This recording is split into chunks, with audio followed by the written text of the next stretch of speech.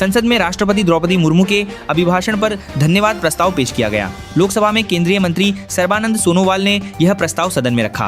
कांग्रेस नेता राहुल गांधी ने दावा किया कि चीनी टैंक डोकलाम तक पहुंच चुके हैं। उन्होंने कहा कि यह बात पूर्व आर्मी चीफ MM नरवणे की किताब में लिखी है। इस पर गृह मंत्री अमित शाह ने कहा कि जिस किताब का हवाला दिया जा रहा है वह अभी प्रकाशित ही नहीं हुई। हंगामे के बाद स्पीकर ने राहुल गांधी का माइक बंद करा दिया।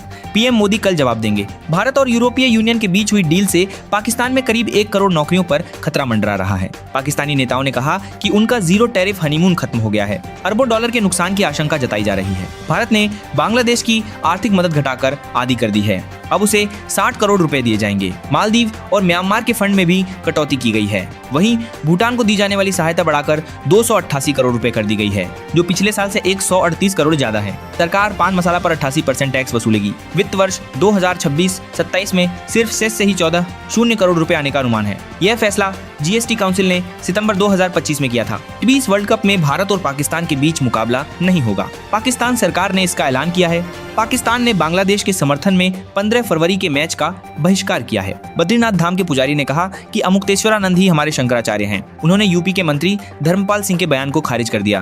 पुजारी ने कहा कि छोटे छोटे देश भी अब भारत की आंखों में आंखें डालकर देख रहे हैं। भारत के साथ मैच खेलने से पाकिस्तान के इनकार पर कांग्रेस नेता उदित राज भड़क गए। उन्होंने कहा कि पाकिस्तान यूपी के आकार का भी नहीं है और आंखों में आंखें डालकर बात कर रहा है। पश्चिम बंगाल की मुख्यमंत्री ममता बनर्जी ने आरोप लगाया कि भाजपा आगामी चुनाव में हार के डर से SIR का दुरुपयोग कर रही है। CEC से मुलाकात से पहले उन्होंने कहा कि अगर भाजपा में हिम्मत है तो एजेंसियों का सहारा छोड़कर लोकतांत्रिक तरीके से चुनाव लड़े।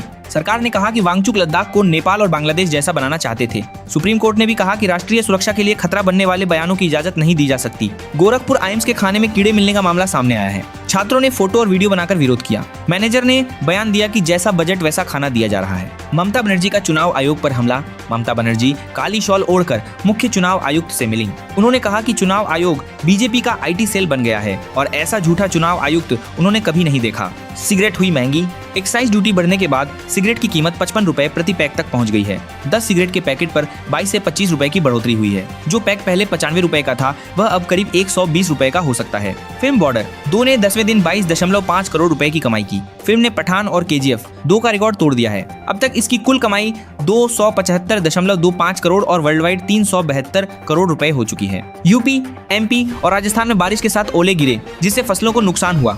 वहीं जम्मू, कश्मीर, हिमाचल और उत्तराखंड में फिर से बर्फबारी शुरू हो गई है। मुख्यमंत्री योगी आदित्यनाथ ने कहा कि अवैध कब्जा करने वालों पर कड़ी कार्रवाई होगी। जनता दर्शन के दौरान उन्होंने एक बच्चे के इलाज के लिए आर्थिक मदद का आश्वासन भी दिया। भारत पाक टीबी विवाद पर शशि थरूर ने कहा कि बांग्लादेश ने ओवर रिएक्ट किया है। उन्होंने खेल के राजनीतिकरण को शर्मनाक बताया। योगी सरकार ने अल्टे नियमों में बड़ा बदलाव किया है। अब किराए पर रहने वाले बच्चों को प्रवेश नहीं मिलेगा। आज से आवेदन प्रक्रिया शुरू हो गई है। मुख्यमंत्री हिमंता बिस्वा शर्मा ने कहा कि अगर वे असम में रहे तो मियां समुदाय को परेशानी होगी। उन्होंने कहा कि दबाव बनाने से ही लोग यहां से जाएंगे।